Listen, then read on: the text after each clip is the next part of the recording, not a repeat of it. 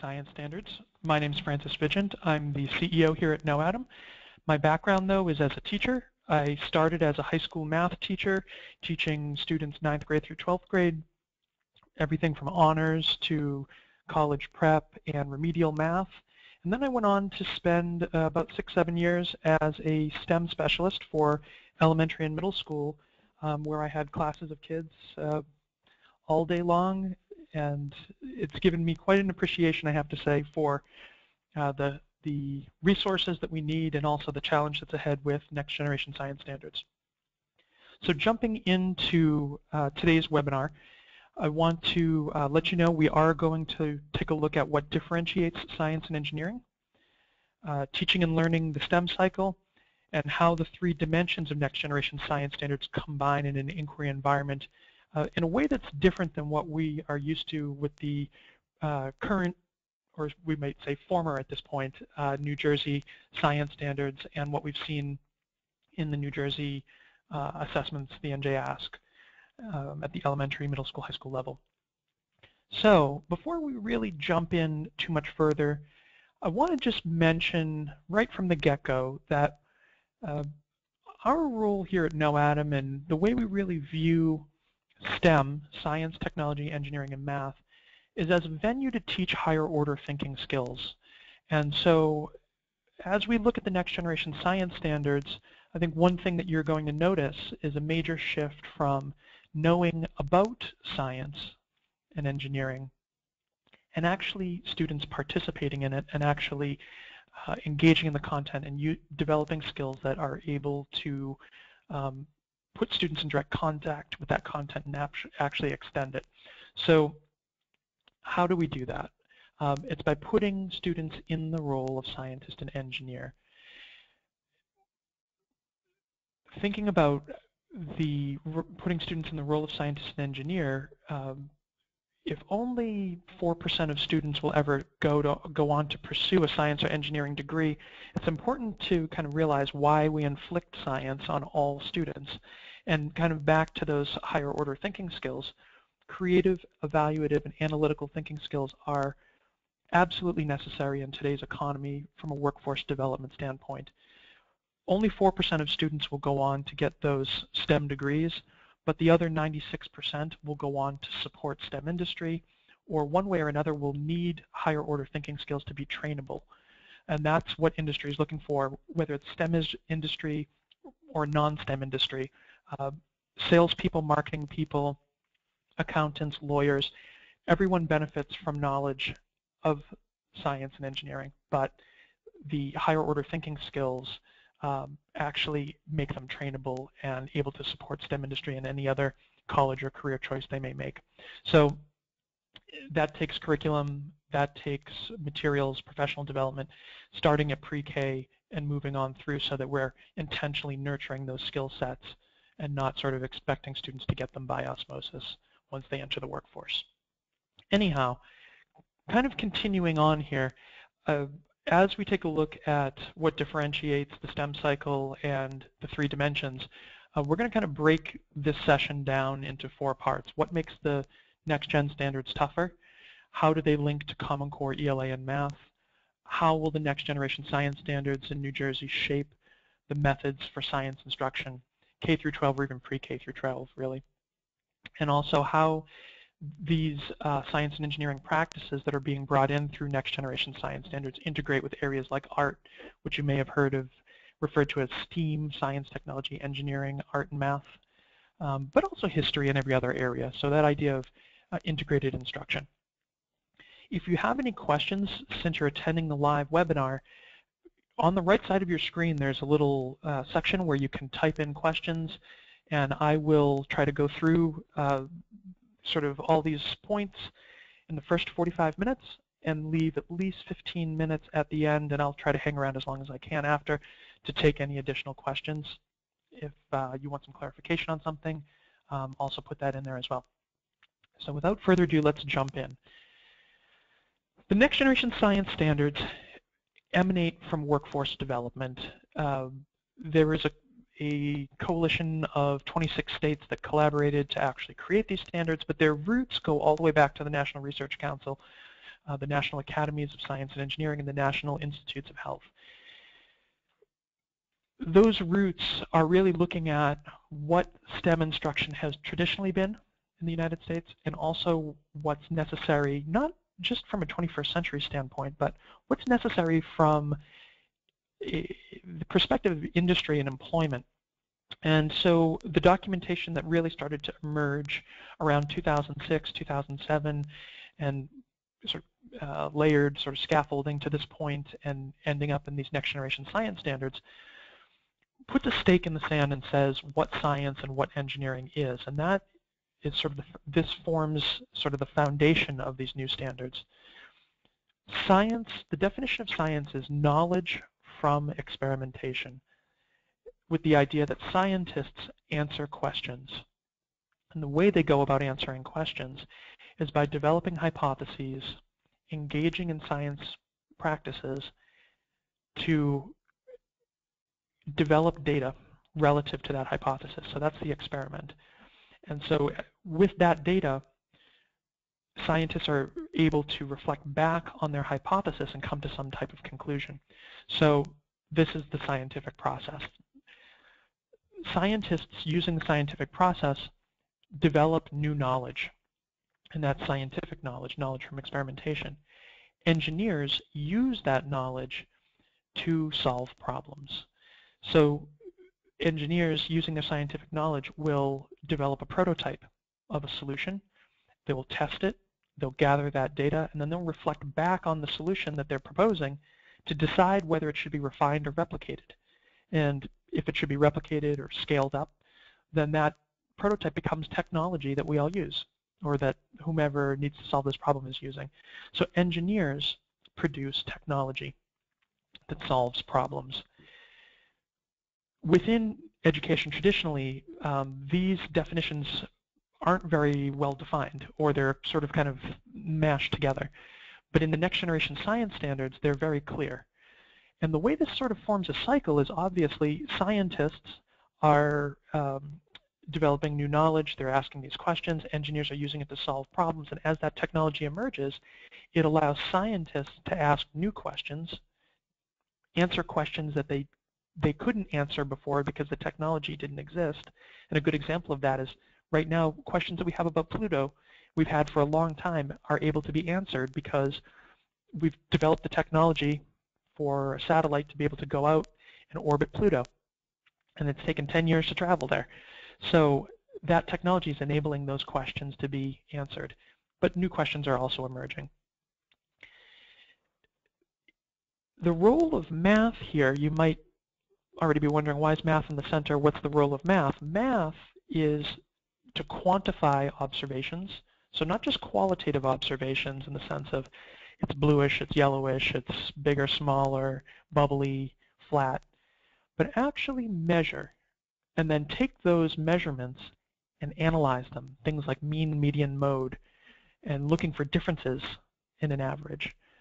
So math allows us to capture observations, to analyze them, and to communicate them sort of as an end result of that experiment or prototype testing. But it also allows us to have procedures that are precise. And so it makes any sort of hypothesis testing using the scientific process or prototype testing using the engineering design process replicable, and also something that can be verified. So this cycle is a STEM cycle. Each of these parts are things that you should be able to walk into any classroom and ask a teacher or ask a student, and they should be able to tell you what science is or what engineering is and how they relate.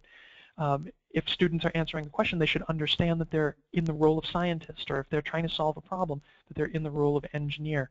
And that prototype, as a result of what they're doing, they're going to come to a database conclusion, and if they replicate it, they've essentially developed a new technology. So they should have a pretty intimate understanding of this. And it's well defined within the context of these next generation science standards. When you look at the next generation science standards, the next generation science standards are performance expectations. And what that means is, as a result of what happens in the classroom, a student should be able to demonstrate their understanding. So the standard is actually calling out students to be able to demonstrate something specific in the sense that there's a specific demonstration, and we'll use this as an example in a second, but that can be demonstrated in many different contexts, and that's where the 3 dimensions come in. So let's take a look here. So what you see on your screen is a life science standard, grade 5 standard, which requires students to be able to develop a model to describe the movement of matter among plants, animals, decomposers, and the environment.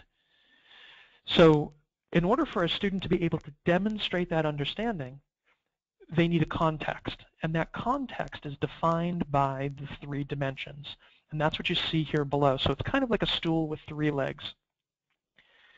The dimensions are those 3 legs that form the context by which a student will be required to demonstrate their understanding. In blue on the left are science and engineering practices. You may be familiar with the term science practices from the current New Jersey standards, or the ones that have just been phased out. Those practices within the former New Jersey standards really focused on knowledge and use, but in a sense it was a lot different, because understanding scientific explanations and reflecting on scientific knowledge, and that really sort of knowledge focus, is how New Jersey used to define science practices. The next generation science standards define science and engineering practices as skills specific to the discipline. And that means that these are skills that students are developing to be able to access content and to be able to engage with it and actually develop it. So that's very different than knowledge about something. We're talking about skills specific to the discipline. So that's a major shift. The next dimension that you see here in orange is disciplinary core ideas. Disciplinary core ideas are sort of the content domain. So if you think about in the New Jersey science standards that were just phased out, you have things like life science. If you think about life science, there's sort of many things that students were expected to know about life science. In this case, the disciplinary core ideas are a content context. So, and they are not facts, but rather areas of content that are related. So if we take a look at this one here, the first sentence, food of almost any kind of animal can be traced back to plants. Organisms are related in food webs in which some animals eat plants for food and other animals eat animals that eat plants. So, but without going any further, we start to see the context in which a student is going to be required to demonstrate their understanding of the performance expectation. A student is going to need to be able to develop a model to describe the movement of matter among plants, animals, decomposers, and the environment in the context of an ecosystem, and specifically food chains and food webs, and the idea of how matter travels and is conserved, and this relates also to energy. And that's why you see down the bottom, LS2.B, cycles of matter and energy in ecosystems, the idea that energy is also related. So you're not just transferring matter from plants to animals and from herbivores to carnivores, but it's the energy as well that's being transferred, and that energy is starting at the sun. And so that's why photosynthesis kind of fits in here. So you can see that the disciplinary core ideas, or that content, is very intentionally chosen or thoughtfully chosen to connect. So all of the content in the next generation science standards intentionally connects. It's like a big system of ideas. So the third dimension is cross-cutting concepts, and cross-cutting concepts are kind of a systems thinking dimension. of the standards. So students should be able to identify patterns of behavior. And the behavior, I'm using that term a little loosely here. When we think about ecosystems, there are inputs and outputs. So if you think about the input of energy into a food chain or the input of matter into a food chain, that input has an effect on the output. So that is an example of a cross-cutting concept. In this case here, the cross-cutting concept that they're highlighting is that a system can be described in terms of its components and their interactions. So if you think about, again, I'm back to the ecosystem, a component would be something like an animal with a specific diet, so carnivore or an omnivore. Those are components. Producers, things like plants, are components. The way they interact forms the relationship in the food chain or food web, which is actually doing that transfer of energy or matter. So with the next generation science standards, it's not knowing about facts, but it's using the facts and using the content as scientists and engineers, and that's students as scientists and engineers, not teachers demonstrating science and engineering, to demonstrate understanding. And in the classroom environment, we develop understanding by engaging in the practices and engaging the content, and we're going to take a look at that right now. So STEM practices, and these are specific to the next generation science standards. They were developed in the National Research Council framework, published all the way back in 2012. Think of these STEM practices, so these are the skills specific to the discipline from a student's perspective. So a student needs to be able to demonstrate these skills, and not just in isolation, but together within some context. The context is going to vary. So a student needs to be able to ask questions and define problems. They need to be able to not only use a model, but develop that model.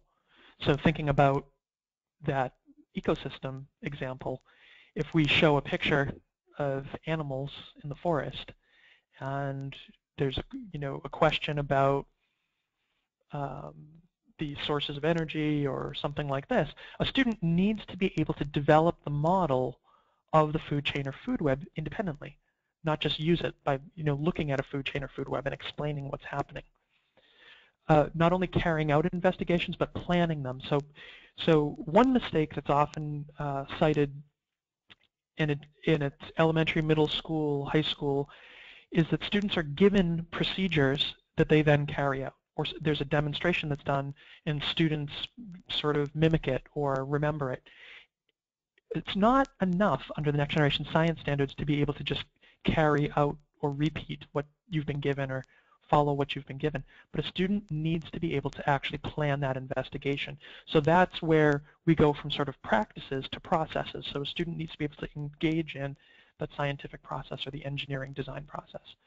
Not only interpreting data, so having data given to them, but actually analyze it and collect it, which you see a little further down here. Using mathematical and computational thinking, that comes into play in the planning process, understanding not only what resources are available, but how those resources can be used and how processes can be used to get the data that's necessary to understand whether that hypothesis is supported or not supported or true or false, or whether the prototype actually solves the problem. Looking for sources of human error, outliers, things like this. The student needs to be able to construct an explanation and design a solution. So again, designing solutions, that has to do with kind of planning, but at the same time, whether you're using the scientific process or the engineering design process, you have to make a database conclusion about that. So think about that from the perspective of a student goes through a test or goes through a prototyping process. What does that data yield, and what is the key points of data that point us in the direction of whether the hypothesis is true or false, or whether the prototype has been shown to be something that solves the problem. Number 7, engaging in argument from evidence. This is like a professional argument. Think of like the lawyer's argument. arguing from evidence. It's evidence-based conclusions here. So when you picture students going through this lab process in the classroom, the debrief is small teams of students with their independent investigations then coming back together and saying, hey, here's what we found. This was our hypothesis, and it's a little different than yours. Or this was our prototype design. You know, it's a little different than yours. Here's the data we collected. Here's the conclusion we came to. And then all of the students are sort of thinking about that in light of their own findings and in light of the claims that are being made. And so that's where we come to the 8th one, obtaining, evaluating, and communicating information. So within the scientific process or the engineering process, students are obtaining, evaluating, and then obviously communicating through the creation of the plan, but also the conclusion of the plan, and in that debrief, what their discoveries were. Here's what that looks like. A couple fifth or fourth grade students here that are engaged as engineers in the classroom. You see in front of them lab notebooks. So in our case, starting in 4th grade, students use blank composition notebooks. And prior to that, there's a slightly more templated model, but yet they're engaging that in all those practices, and they're engaging the scientific process and the engineering design process. Below 4th grade, it's a bit more facilitated, but starting in 4th grade, there's a full release of responsibility for each of those parts. And so we're starting with nonfiction reading that sets the stage and really gives students a common background. Think of it as the trunk of the tree. And then on that, we're connecting to our community, we're connecting to our personal experiences, and we're doing that in the form of Socratic dialogue. So that Socratic dialogue then transitions into a problem or question that, as a class, we are going to tackle, but we're going to do it in pairs like these students are.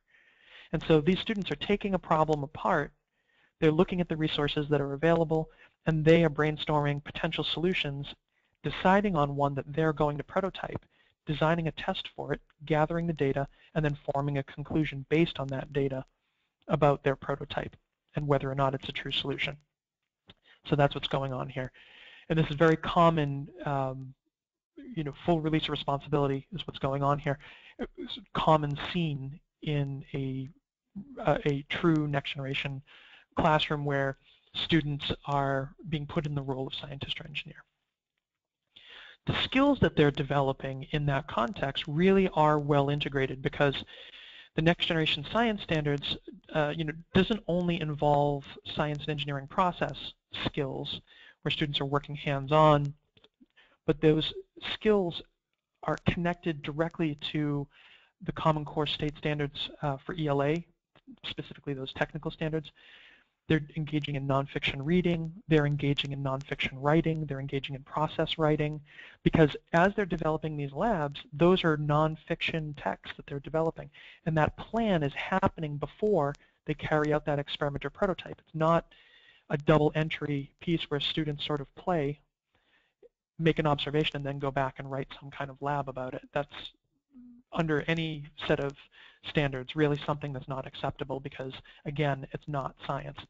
Science is about thoughtful planning, carrying out plans, and using the result of that experiment or prototype to reflect on a hypothesis or a prototype.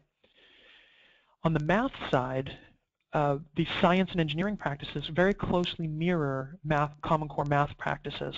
And so within this next generation science classroom, your students are engaging in math practices. So they're really applying math, not only through data collection and graphing, but also in terms of analysis and evaluation, and using that data to support a claim. So it's as if they're living out a word problem.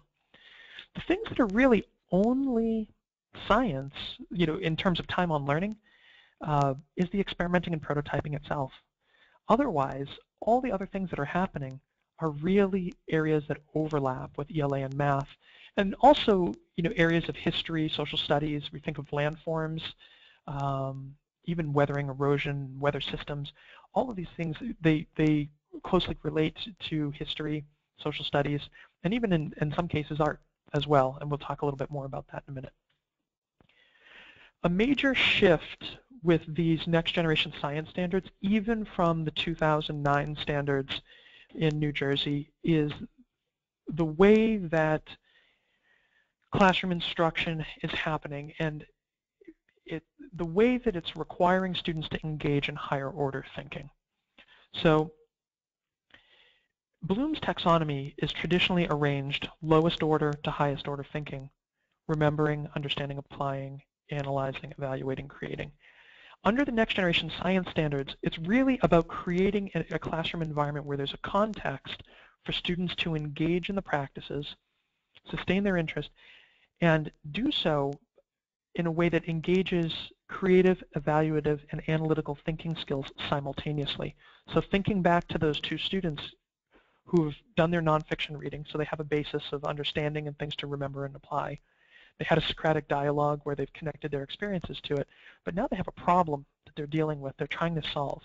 And so in order to go about solving that, using their practice skills, they have to engage in that engineering design process, which requires them to create a plan, to create a prototype, first in the plan, but then physically, or in the simulation or something like this. And then as a result of the testing, evaluate and analyze that design and the data itself to reflect back on what they've created. And so you can see that just knowing a fact, knowing about what scientists have done or knowing about what engineers have done is inadequate. It just essentially would give students something to remember or understand. And it would not be engaging them in the practices. So it's a very big shift here. And I think for people nationwide is something that the introduction of science and engineering practices is something that's very new, especially the way they're defined and the way that they're much more specific and much more scientific, much more engineering oriented, but in a way that requires these higher order thinking skills. And those higher order thinking skills, you may be thinking, oh, well, the NJ Ask, you know, are those thinking skills really required? And I think that when you look at the open response questions on the NJ Ask, higher order thinking is required depending on what question that you're looking at. However, it's going to become more and more and more important that students are able to explain and understand why when they look at something. And the what, or remembering the definition, is pretty much going to fade away. So thinking about that skill of being able to, from an evidence standpoint, access the content and explain why is really where this is all going. Just to give you a quick overview on the Common Core ELA standards that you see in this environment, this next generation sort of classroom, students using evidence to support analysis from a text, from their nonfiction reading, but also from their experience. That is a middle school ELA technical subject standard. Summarizing text distinct from prior knowledge or opinion, again, an ELA standard.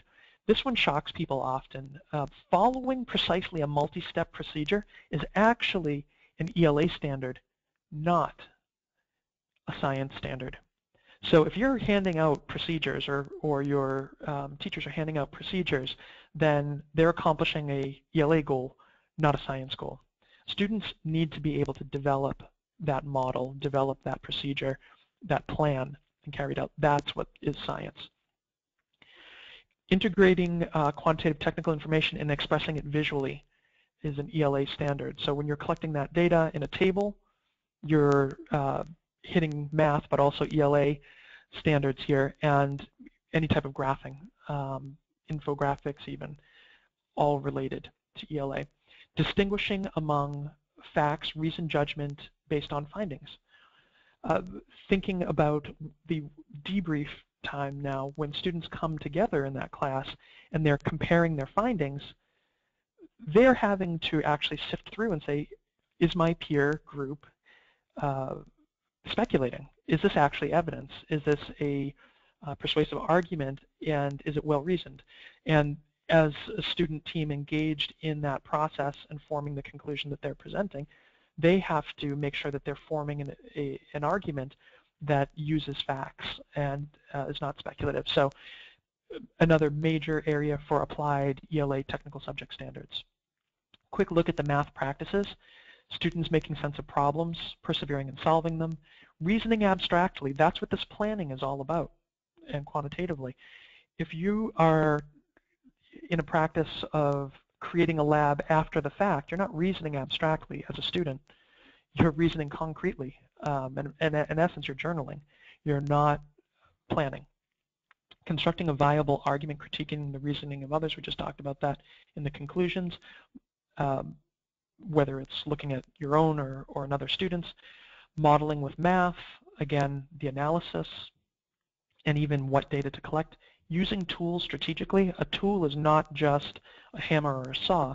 It is an operation. So would it be appropriate to look at the difference of the mean or look for the median or the mode in this case and use that to support the claim? Attending to precision is all about creating procedures which are precise and replicable, but then also when you're forming an evidence-based conclusion, using precise evidence, not restating an entire data table, but saying, no, you know, the control group grew, you know, or let's say in the treatment group, it's an easier way to say it, in the treatment group grew 5 feet taller than the control group as a result of being treated with plant food. So that 5 feet taller than is it's the result of analysis, and it's a use of precision, not just saying, well, according to my data, my hypothesis is true. That's not acceptable. That's not precise.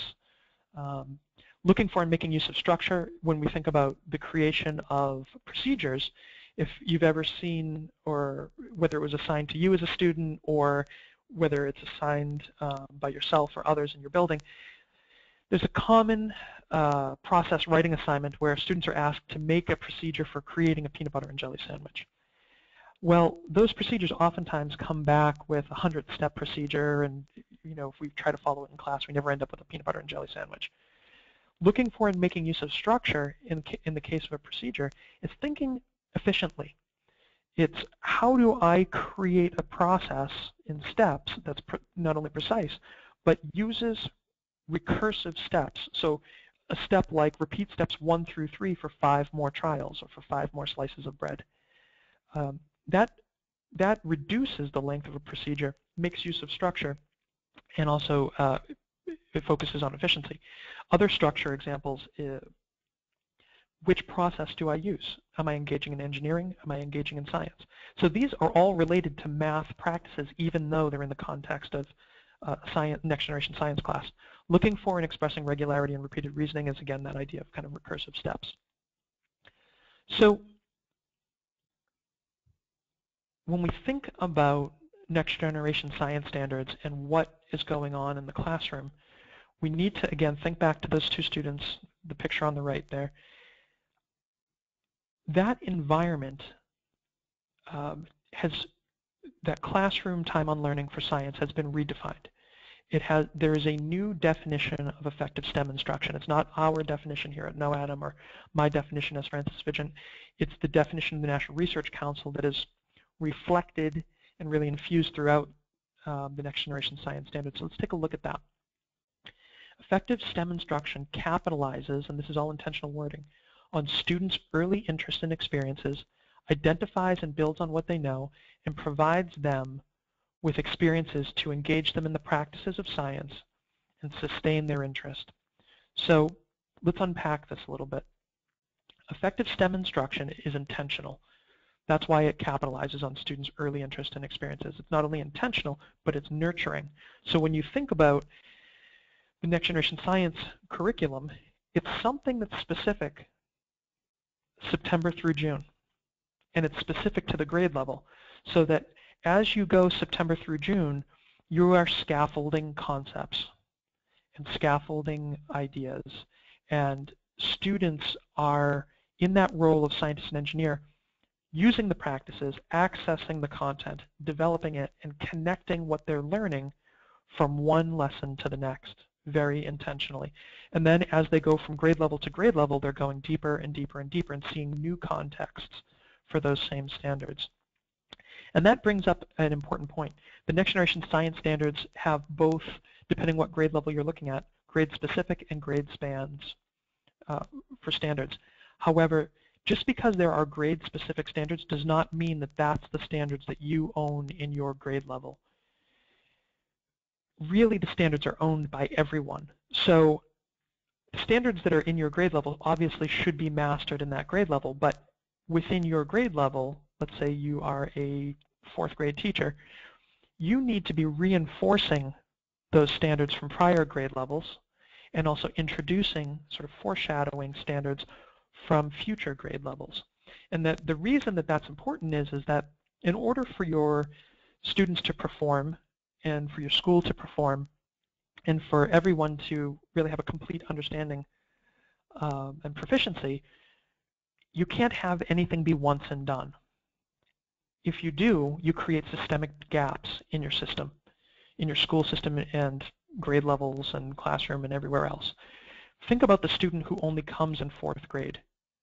If you only do the 4th grade standards, because that's what you own in 4th grade, and you don't reinforce standards from the prior grade levels and foreshadow future, then that student, even if they master those 4th grade standards, when they go and take that test, they're not going to necessarily have been exposed to or remember or be able to connect those other standards.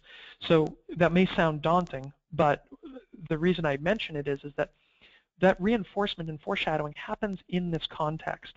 So you're not sort of teaching one standard at a time. Standards are grouped. And so what's going on in this context is actually multiple standards, because that's the way these standards are designed. That's the way those 3 dimensions are designed. They all connect very closely together. So when you look at this effective STEM instruction definition, captivating their interest, the experience, being intentional, but also building on what they know. So that's, again, the intentionality. It's not just every man for himself or herself going out and trying to find a resource and kind of doing whatever. It's really trying to approach science instruction together as a team within your building or really in your district. Providing students with the experiences to engage them in the practices. And this is the definition of practices. Science and engineering practices, remember, is different than it has been in the past in New Jersey, but also the definition of experiences is different. So the experience for the student is to engage in the practice. That's the new definition. Previously, an experience could be seeing a video and sort of, or a demonstration, and so now I know about it. An experience now requires students be able to engage in those practices. So back to those 8, and I'll just click back over there real quick. A student needs to be able to engage in these practices, and that is an experience. So if it's a video and you're not engaging, it's very hard for a video to engage students in these practices. It's inadequate. It's not really an experience. Okay. And then, of course, sustaining their interest. And that comes to scope and sequence. So the idea that you can do 3 units a year, sort of rocks and minerals for 3 months, traditionally that is not the kind of thing that sustains students' interest. And it's one of the reasons why performance sort of nationally, or if you kind of break it down to states, is not, typically if you look at most states, proficiency levels are below 50%. And at most they're slightly above 50%, and it depends again what grade level you look at. They tend to dip in middle school, tend to be half of what they are in elementary school. And a lot of it has to do with the sort of dwelling on large units instead of really breaking it down, grouping different standards and creating a diverse set of contexts where students are put in that role. So that's where we look at these 2 pictures and we see that shift.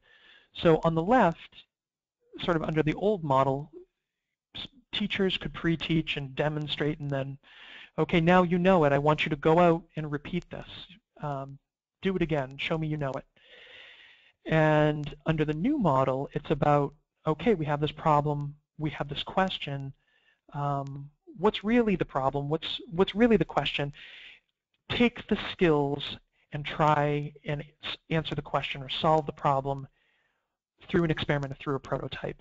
And I want you to do that, you, the student, in your team of 2 or team of 4, and come back with your idea. I really want you to engage as the scientist or engineer, engage in those practices. So major shifts. And it's I think a beneficial thing for not only the kids, because really now what every child always wants to do is they want to do it themselves. Or maybe on the other side, they want you to do it for them. So this puts a clear line. It's no longer teachers trying to regulate 30 students and make all the decisions, show it, and then watch for students to do it and say, okay, and I'll show you this, and everybody kind of, lockstep. It's now about a full release of responsibility and the expectation that students will engage and really own their learning this way. So that's effective STEM instruction. When you think about the different readiness levels, it's really a movement up the ladder here. So let's take a look at what that's like. So awareness readiness is something we think about when we go on a museum trip. Awareness is seeing the electrical demonstration and knowing a bit about electricity as a result. However, being aware of electricity doesn't mean that you are prepared to make a circuit or to think about something in terms of a circuit and its components, or an electrical system, or wire something. You're just aware that circuits exist or electricity exists, and maybe some of the parts of it. The next level is knowledge readiness, and this is what we get with textbooks. So textbooks are great at telling us all about science and engineering. And the previous standards in New Jersey, there is a 21st century sort of dimension of it, but it's very focused on knowledge readiness. So having experiences that result in students knowing about things. So textbooks are good at telling us about things that have happened, what scientists have done, what engineers have done. To the next level, we think about performance. So the kits that have been around since the 70s, where FOSS or STC sort of things, where you open the box and you use it for 3 months and you have all the rocks and minerals, and teach students that if you want to find out how rocks have different hardness or minerals have different levels of hardness. So if you want to find out how hard a rock or a mineral is, you scratch it on these different surfaces and you do a hardness test, and that will tell you how hard it is. So they're not necessarily grade specific, not necessarily intentionally ordered. What they are is they are giving students things to perform if they're asked sort of specific questions in very specific contexts. The shift under these next generation science standards is towards the mastery of skills, or of these STEM practices, the skills specific to the disciplines of science and engineering, the development of technology, and the use of math. So how that looks is, think about students being given a scenario. John the contractor is building a kitchen and needs to install the most durable countertop available. Here's the materials that he has to choose from. How does he go about answering the question of which material is most durable for the kitchen? So a student has to reach back into their STEM practice skill set. They have to decide what process they would use, whether it's the scientific process or the engineering design process, and begin taking that question and approaching it scientifically. So pulling from the information available, thinking about even durability. What does it mean to be durable? Is it a function of whether it scratches, maybe whether it fractures, or whether it can melt under the temperatures that are commonly available or commonly occurring in a kitchen? And how would they go about testing it? So maybe if they decide that it has to do with scratching, they would do some sort of a scratch test. So they might take different objects that you find in the kitchen and use them to try and scratch the different surfaces and collect data. So what data, how do you quantify that? And then use that data to reflect back on which material is really most durable as a countertop for that kitchen. So that is what we talk about in terms of mastery readiness, not remembering that marble is a metamorphic rock or that granite is an igneous rock, but rather how do we use that base of knowledge or understanding or approach it really with skills, skills to access information and use those materials or use whatever to solve a problem or to answer a question about them. So major shifts here, and frankly there are not a lot of next generation science resources available yet. We're one of the few, to be honest. I have not seen grade specific kind of a pre-K through 12 platform out there in a way that's really making a good pass at next generation science standards. Of course, I'm, I guess, biased to the way we do things, and I do think we're the best at it, but I think that there are a lot of resources out there that make the claim that they're next generation science resources, but they are not really next generation aligned because they are make by number. They are taking sort of the term experience and saying, well, if we make something hands-on, or if a student either uses data or collects data, then it's next generation. And they try to silo these different parts to make it obvious.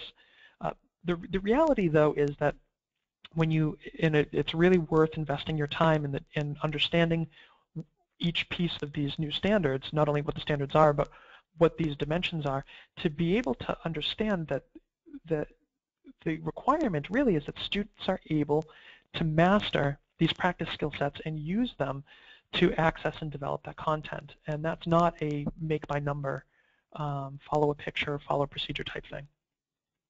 So when you think about what's out there as you're looking at it, think about, again, that curriculum as being grade specific and specific in terms of the scaffolding, September through June, and from pre-K through 12th grade. Think about the professional development that's involved in terms of not only helping educators understand the resources, but to be able to map their existing skill sets and expectations to these new standards, to be able to create that in-classroom STEM learning environment where there's a full release of responsibility to students, really empowering them to take on the job to be scientists and engineers, and of course whatever materials are necessary. And so what you see here pictured is an example of our next generation science curriculum, and there's samples online you can download from our website at noadam.com, and kind of, I think, right on the first page, scroll down, or you can take a look at the top STEM curriculum, and there's a sample for each grade level. And so there's that curriculum, which is the core, and it's important that the definitions are consistent, so that students aren't getting different definitions for science or engineering, but are building the professional development specific to the curriculum or whatever, and the materials fit with each unit, again, so that it's not burdening teachers to have to go out and either send notes home or spend their own money to find what's necessary in order to be effective in the classroom. And all of that links together intentionally to enable that inquiry environment. So thinking about art, and after this I'm just going to click over to a couple data slides and open it up for questions. So if you do have questions, I see we have a few in the queue already. I'm happy to go through those, and I'll hang around for a few minutes after as well. Art. So art, when we think about art in the context of science, technology, engineering, and math, people call it STEAM. They stick the A in there. And unfortunately, a lot of times this ends up being window dressing. They approach art really as something aesthetic, basically making your engineered creations beautiful. The reality is, though, that art is engineered communication. And that's really important. In order for true art engages higher order thinking. It's actually an expression of higher order thinking, creative, evaluative, and analytical skills by the artist and also by the person who's viewing the art.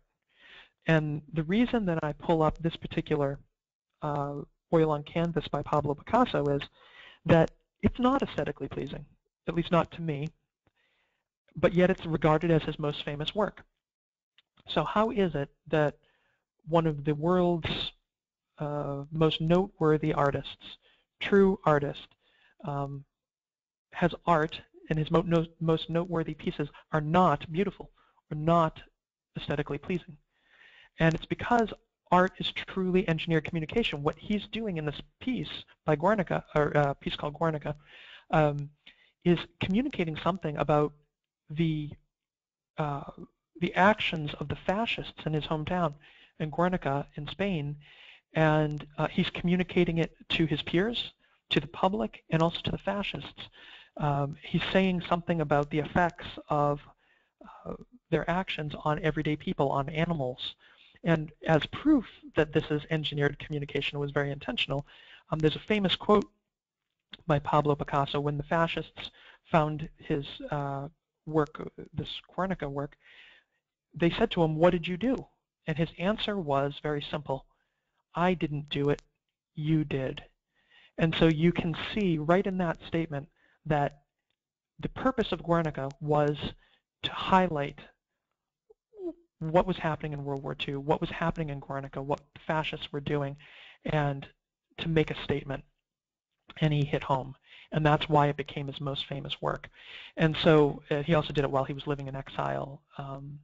So there's, obviously dimensions to this. But thinking about in our classrooms, going beyond color theory and going beyond creating simple things to actually considering why we choose colors. To think about when we read a book, why is it a big bad wolf and not a big bad sheep? What is it about the teeth that tells us something about the author's intentions with the wolf, and also about the way that we think about wolves, and what does that represent for ourselves? Why do we fear sort of the big bad wolves? What other things do we think of as wolves, or in the context of ducklings? So we're using those higher order thinking skills and those STEM practice skills to access and communicate art or through mediums on a higher level. And we can do that in our, whether it's pre-K or 12th grade, on some level that is age appropriate, in a context that's age appropriate, but isn't purely about the aesthetics. So anyhow, I want to wrap up here with some data and then take your questions. So what happens when you take these practices and you apply them in a classroom? So I'm going to show you an urban classroom. So this is a school from a city of about 120,000 people. They're 70% or so free or reduced lunch, 60% English language learners, and over the course of 2.5 years, they went from 36% advanced or proficient to 87% advanced and proficient. And you can see the effect on, lowering warning and needs improvement, certainly needs improvement dramatically. And this is the teachers that were there in 2012, were the teachers, actually new teachers, sort of, churn as part of urban education, but yet being able to connect up with what their peers were doing, to be able to build on what the students learned, to be able to engage their interest, be able to take things out of a text, English language only sort of specific context, make it hands-on, make it also auditory, and engage the students in the practices, and then thereby empowering the students on their testing to be able to really approach the questions and problems that are presented as scientists and engineers. And so you see these higher levels of performance. So again, kind of resulting in 87% proficiency. In much more suburban communities, kind of apples to apples here. So first community average income is probably, in the $50,000, $60,000 range, may even be a bit lower than that. Average home price in this community is probably $200,000, which this is a community north of Boston, Lynn, Massachusetts. It's below average for this area. In a couple towns over, a community with probably an average home price of $1 million to $1.2 million, very low, like single-digit levels of free or reduced lunch, and English language learners. Students reaching the same levels, 80 or so, 80 plus levels of proficiency. So in some ways, students in urban environments outscoring their peers in these sort of elite suburban environments. But what's great about this is it shows us, one, that the practices have a similar impact. Two, that children are children. And so by empowering them and engaging them and doing it in this sort of environment, we see similar results. And once students get up into that 80 plus range, it's really, all the low-hanging fruit's gone. It's really just about being spot on. And so it becomes really pushing the thinking and practice skills further and further and further as you can. So with that, and we have data from other areas too, New Hampshire, going from 10 to 30% above state average. When you break it down, looking at the inquiry elements as well as life science and earth science being well above, schools being in purple and yellow, and the state being in pink and blue. And I could regale you with data, but I want to get to your questions. And if I'm unable to get to your questions, please feel free to email me. That's my email at the top, Francis Vigent. You can also reply to Mary Ellen to an email that she has, mdelacy@noadam.com, or feel free to give her a call, 617-475-3475. We've been at this for 10 years, and again, following what the National Research Council has been doing and Achieve and the partner states. So, we're excited to help if we can in any way. I also want to let you know, while you're getting your questions in there, that this webinar is really kind of the first in a series. We have another webinar that takes a look at that next generation science unit, what it looks like in depth from a student's perspective, and then from a teacher's perspective, the resources on the back end that are required in curriculum to support teachers actually creating that environment. And then on Friday, so that's on demand, you can get that now. We'll follow up with that. And on Friday, you're welcome to join us for another free webinar that really looks specifically at strategically implementing the next generation science standards. That's also at 10, and the link is there for you.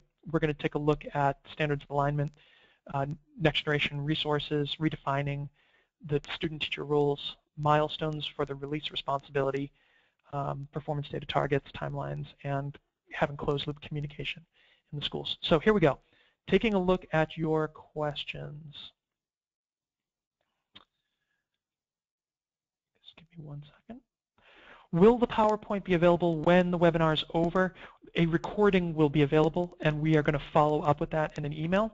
So you might get 2 emails, one just sort of saying thanks for attending, and another one with the links to different resources, this being one and those other webinars. Again, there's resources on our site. Feel free to take a look at the units we've created. What's on our site is just a sample. Each grade level has about 9 units. So again, monthly themes, and each unit has multiple lessons in it. So what you can access on the website publicly is just one example from each grade level. So I'm just taking a look through here.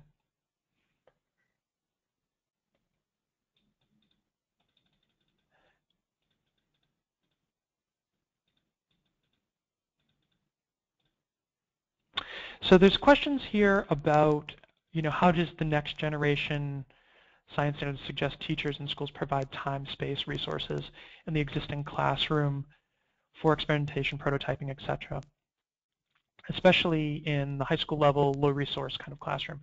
So I can't speak for the next generation partner states or next generation.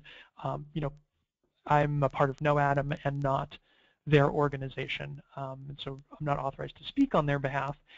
But looking at what they've published, it's it's really up to the districts have to adapt in whatever way they can. So Districts that don't budget for science are at a loss no matter what. And that's just a reality. If you don't budget for something, then it's really hard to do that thing. So that's one piece.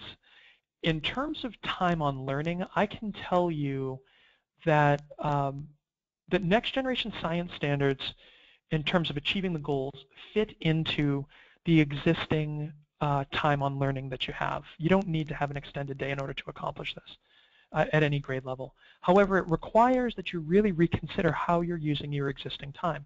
So for instance, doing worksheets and vocab drills and demonstrations and having students remember and repeat and all of this, it's no longer appropriate. So if you expect to continue doing those things and then try to make space for this inquiry environment where there's a full release of responsibility, it's not going to happen. In terms of time on learning, it really varies. It's a district and really even a building level decision in terms of how it happens in districts. But to be effective, a classroom at second grade and below should be spending cumulatively each week, they should be spending an hour and a half, thereabouts, give or take 15 minutes.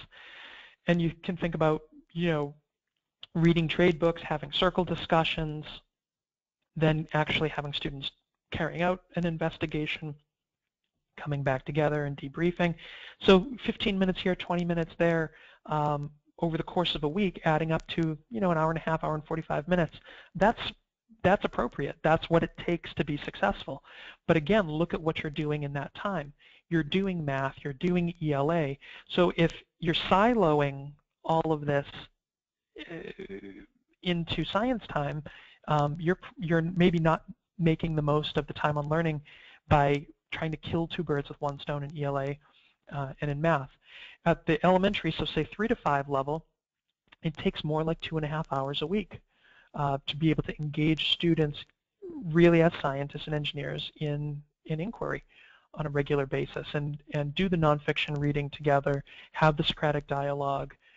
It's not a 2.5 hour block, nobody has that, but it's 15, 20 minutes here. It might take a 45-minute block in one day somewhere. If you have longer blocks, great. You tend to get more value out of that time, and because this is active learning, then yeah, you're going to be able to engage students for that period of time. You're not trying to say, okay, everybody follow me, and then we're going to get to this place, I want you to stop and wait. That's not the model. That's not the model of full release of responsibility. If students are waiting, they shouldn't be. They should be moving on and actually using those practice skills. Okay, they should be. That's part of empowering them. And the same thing's true at the high school level. Students are not going to achieve expectations if the expectations aren't set and consistent. So continuing on, if you have follow-up questions to that. Oh, the resource question, it's a budget thing.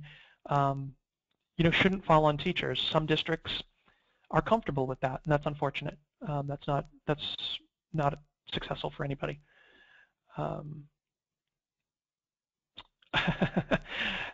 Somebody said about August 21st. Yes, not July, but August 21st. Sorry about that. Somehow July got in there. Distinguish between these standards for technological literacy and those published by ITEEA. So these are not standards for technological literacy. What they are is they are standards for really the context of engineering. So they're engineering standards, and it's viewing engineering as an application of science, and the result of engineering and the application of science is technology. So you're not going to see things like using simulations and being able to use a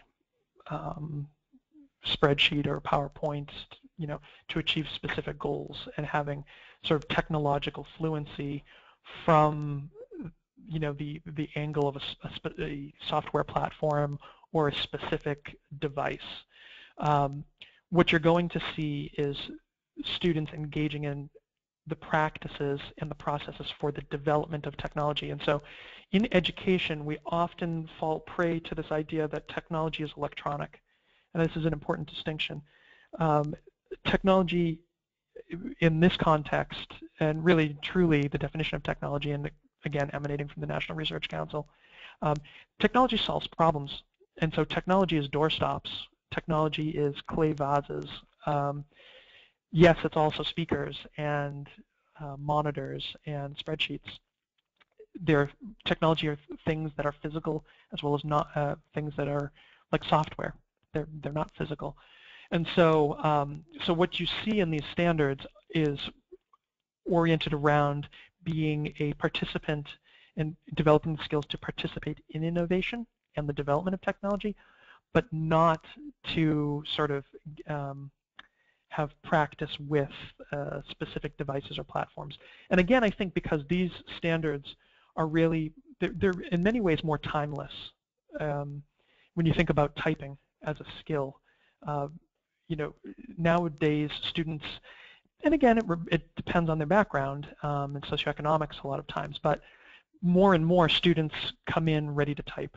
They text before they're able to to really write full paragraphs. So technological fluency is something that's constantly evolving, whereas these particular standards are not really engineered that way, although undoubtedly they will evolve.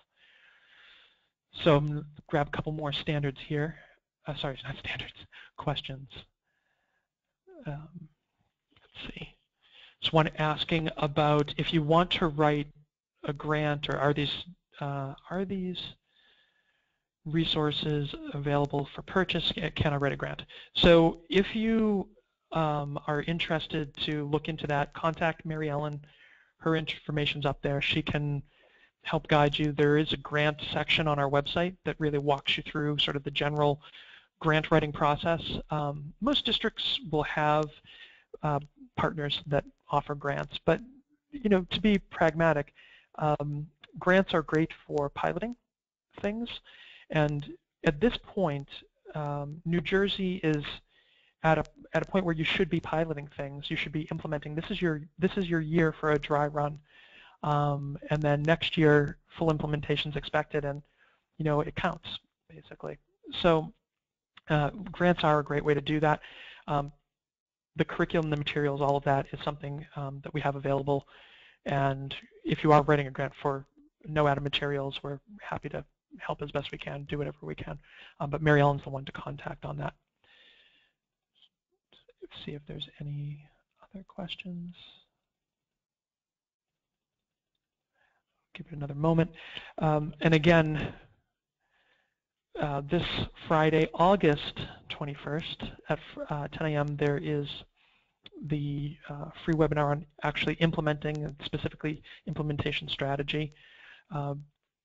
We do have this fall a limited number of opportunities for districts, if districts are piloting resources, to engage in pilots at the elementary level. So whether that's first grade through fifth grade, and this winter we'll have, this fall is middle school, 6th grade through 8th grade. If you want to pilot anything, the winter is elementary and early elementary, so 1st grade through 5th grade. And if you are looking to do something full year as well, those opportunities are sort of ongoing at this point. Despite being August, there are folks who are still sort of solidifying their plans.